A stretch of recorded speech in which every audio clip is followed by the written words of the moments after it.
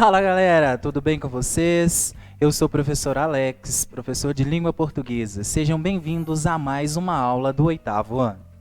O nosso assunto de hoje será textos narrativos. Antes de nós adentrarmos ao assunto, nós vamos relembrar o que nós vimos na aula passada. Tá? Então, na aula passada, nós vimos o gênero textual, notícia. Nós verificamos que notícia é aquele gênero que tem a função de informar alguma coisa, de alcançar um número máximo de pessoas em um tempo curto e por isso, talvez por isso, ele seja veiculado nos meios de comunicação, jornais, em revistas, sites, ok? Nós vimos também a oração, que é o enunciado que tem como o núcleo desse enunciado um verbo. E nós vimos que essas orações elas podem se apresentar em períodos simples e períodos compostos. Esses períodos simples ou compostos, eles são identificados pela quantidade de orações que nós temos no período. Então, se eu tenho uma oração, eu tenho um período simples. Se eu tenho mais de uma oração, eu tenho um período composto. Lembraram? Beleza? Bora lá então para a aula de hoje. O nosso tema é textos narrativos. Então, muitas vezes vocês estão em sala de aula e os professores pedem para vocês escreverem uma redação, E em uma dessas vezes eles falam assim: vocês vão escrever um texto narrativo sobre tal tema. Ou então mostram para vocês um tema específico e pedem para vocês redigirem o texto falando sobre o tema. O texto narrativo, então, é uma narração que se propõe a relatar acontecimentos e situações. Ou seja, eu vou narrar algo que aconteceu, ou eu vou narrar algo que eu esteja inventando, Por quê? Porque a narrativa ela não necessariamente precisa ser fidedigna ao que aconteceu. Ela pode apresentar fatos verídicos ou fictícios. Então, nós conhecemos várias narrativas aí, que nós sabemos que não existem. Elas são fictícias. Os textos narrativos, eles expõem mudança de estado, eles expõem mudança de cenário, de objeto. Ele traz na sua escrita acontecimentos. Então, no texto narrativo, nós encontramos a narração de situações. E essas situações, elas envolvem alguns elementos. Quais são esses elementos? Os elementos que encontramos no texto narrativo: personagem, narrador, tempo, espaço ou cenário, enredo e conflito. Então, nós vamos passar aqui em todos esses elementos do texto narrativo e nós vamos conseguir identificar, após verificar os elementos, dentro de um texto narrativo, ou quando eu produzir um texto narrativo, o que eu tenho que observar na minha produção. O primeiro ali são os personagens, O que são personagens? Personagens são as pessoas que estão participando da narração, ou as pessoas que se apresentam na narração, Então, essas pode ser pessoas, pode ser animal, pode ser objeto, já que a narrativa ela pode ser verídica ou fictícia. Então, as personagens, nós temos aí as personagens principais, nós temos as personagens coadjuvantes, Nós temos só os figurantes. Então, existem vários tipos de personagem. Então, personagem podem ser pessoas, animais, objetos ou seres inanimados que ganham vida e consciência para viver a história. Então, as personagens, elas podem aparecer de diferentes formas, Isso vai depender da narração que eu estou construindo. Eu falei de narração, Então, quem é um narrador? O narrador é aquele que participou, é aquele que só contou, é aquele que só observou, Então, existem vários tipos de narrador.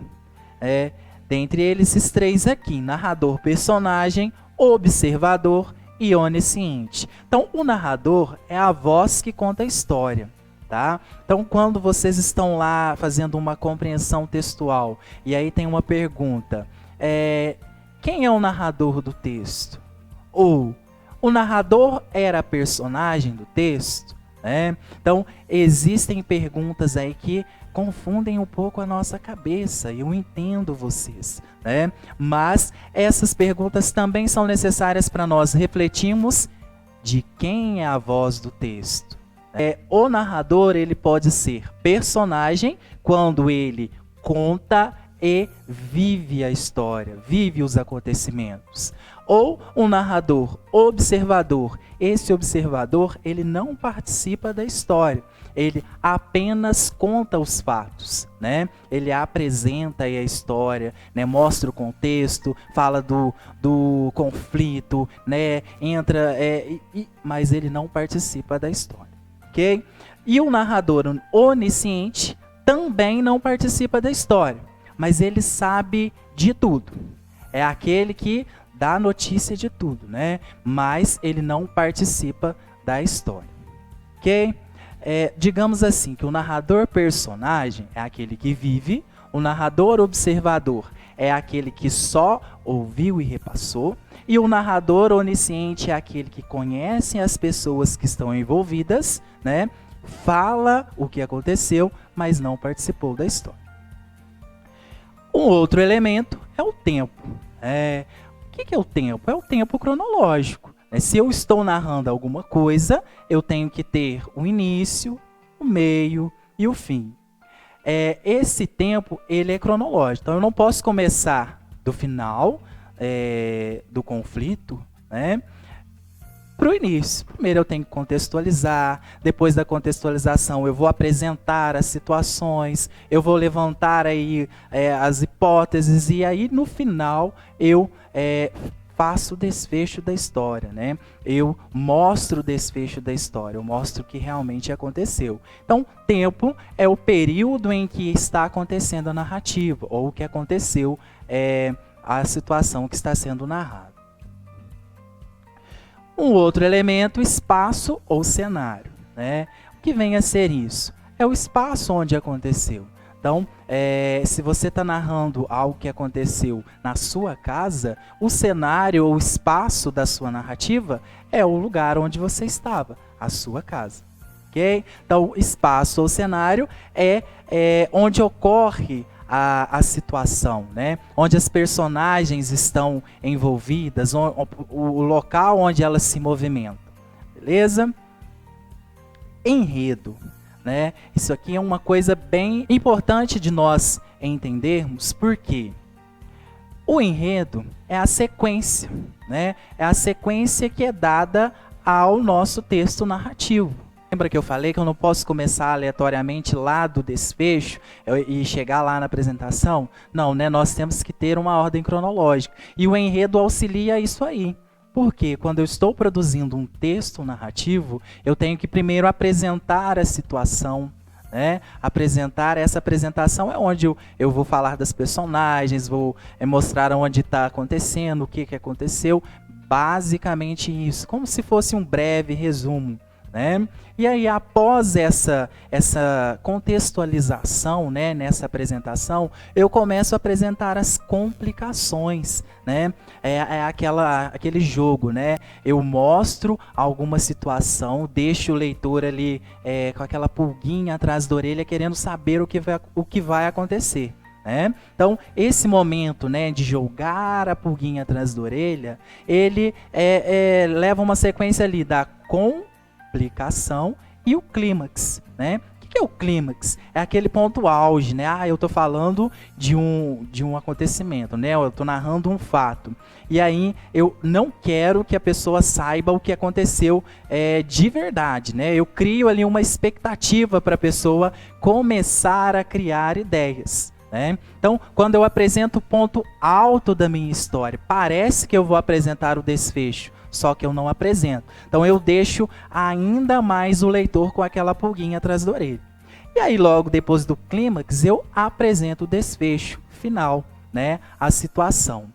Um outro elemento é o conflito, O que é o conflito? É a situação gerada, né? Tudo que acontece. Esse conflito ele é apresentado posterior ali aos outros elementos até chegar no desfecho final, ok? Então é as situações, as ações que estão envolvendo os personagens. Beleza? Então, texto narrativo, né? Nós encontramos enredo, cenário, personagem, narrador. Nós vimos que o narrador ele pode ser um narrador-personagem, observador, onisciente. Os personagens eles podem ser protagonistas, antagonistas, secundários, figurantes. O texto que nós vamos encontrar, né, na narrativa do cenário é um texto descritivo. Então, olha para vocês verem. Nós vamos descrever, né, o local, nós vamos descrever o cenário, nós vamos falar o que encontramos, o que há e o enredo, né? Nós apresentamos a situação inicial, conflito, desenvolvimento, clímax e o desfecho. Beleza? Partindo um pouco para a parte da gramática, né? Nós vamos conhecer aqui alguns termos que são acessórios, né? Então nós podemos falar que nós temos termos integrantes da oração e termos acessórios. O que é um acessório? É aquilo que você usa, né, mas que não é tão importante, né? É aquilo que você usa, que você faz uso, mas que é só para combinar um elemento com o outro. Então, pensando nisso, nós temos aqui dois termos acessórios, que são os adjuntos adnominais e os adjuntos adverbiais. O adnominal é o termo que tem o valor adjetivo e ele vem associado a um substantivo, né? O que é substantivo? Aquilo que dá nome. Então, o adjunto adnominal, ele pode aparecer, né, em uma oração com o valor de um adjetivo, né? Exemplo. Então, o adjunto adnominal, ele sempre vai estar do lado do nome ou do substantivo, né? Eles não se separam, ok? Então, olhem aqui alguns exemplos. Ela era uma menina feliz. Feliz é uma qualidade de menina, né? Então eu tenho ali um adjunto adnominal, porque ele está junto de um nome, de um substantivo, e ele tem um valor de um adjetivo. Então nós podemos observar aqui nos exemplos que o adjunto adnominal, ele pode exercer a função de um adjetivo, de um artigo, de uma locução adjetiva, de um numeral. Tá ok? Então, observem os outros exemplos. Às vezes, um pássaro canta. Um é um adjunto adnominal porque ele está junto ali de um substantivo. Ele gosta de doce de leite. Então, o que são locuções adjetivas, né? Apareceu aqui para a gente a locução adjetiva. É quando nós temos a união mais de um adjetivo ou a união de uma preposição mais um adjetivo. Os dois cães estavam nervosos. Então, dois ali é numeral, né? Mas é um adjunto adnominal porque ele está junto com o substantivo cães. Beleza? Então, como eu mencionei, o adjunto adnominal ele não se separa do nome. Então, quando nós estamos numa oração, nós vamos identificar o adjunto adnominal sempre próximo ali ao substantivo a qual ele se refere. Já o adjunto adverbial, se adnominal ele acompanha um substantivo, o adverbial ele acompanha um verbo, né? E esse acompanhamento ele indica uma certa circunstância. Então ele pode indicar uma circunstância de tempo, de lugar, de modo, de causa, de finalidade. Então o adjunto adverbial ele modifica o sentido do verbo. Vamos analisar aqui esses exemplos. Com a seca, o gado emagreceu. Então, o que causou o emagrecimento do gado? A seca. Então, esse com a seca é um adjunto adverbial. Ele talvez precise de nosso apoio. Talvez, né, deu a circunstância aí de dúvida, né? Então, esse talvez, ele é classificado como adjunto adverbial de dúvida. Intensidade. Gostamos muito desse livro. Então, quando eu coloco a intensidade, né? Então, muito, está mostrando a quantidade, o tanto que eu gosto desse livro. Então, muito, adjunto adverbial de intensidade. Ele sonhava viver em uma praia. Em que lugar? Está mostrando o lugar, a circunstância de lugar. Então, adjunto adverbial de lugar. Em silêncio, saímos da sala. Em silêncio é o modo como nós saímos da sala, como nós estávamos ali naquele momento que nós saímos. Então, mostra uma circunstância de modo. O governador não será reeleito. Então, esse não dá a ideia de negação, uma circunstância de negativa. Então, nós temos o não como adjunto adverbial de negação. Sem dúvida, você o magoou. Então, esse sem dúvida é uma afirmação, né? Eu estou colocando ali o meu posicionamento. Sem dúvida, você o magoou. Então, sem dúvida, adjunto adverbial de afirmação. A aula começará às 20 horas. Então, está marcando uma circunstância de tempo, né? Então, eu tenho um adjunto adverbial de tempo. Ele cortou a árvore com um machado. Como ele cortou a árvore? Então, está mostrando a circunstância, qual o instrumento ele utilizou para cortar a árvore. Então, adjunto adverbial de instrumento. Beleza? Então, o que nós vimos hoje? Nós vimos os textos narrativos, né? Os textos narrativos, eles são utilizados para contar alguma situação, né? Narrar uma situação, o conflito que há aí, entre algumas personagens, beleza? Nós vimos os adjuntos adnominais, que são termos acessórios que acompanham um substantivo ou um nome, e nós vimos os adjuntos adverbiais, que causam uma modificação no verbo, né, que demonstram variadas circunstâncias. Beleza? Espero que vocês fiquem bem. Até a próxima aula.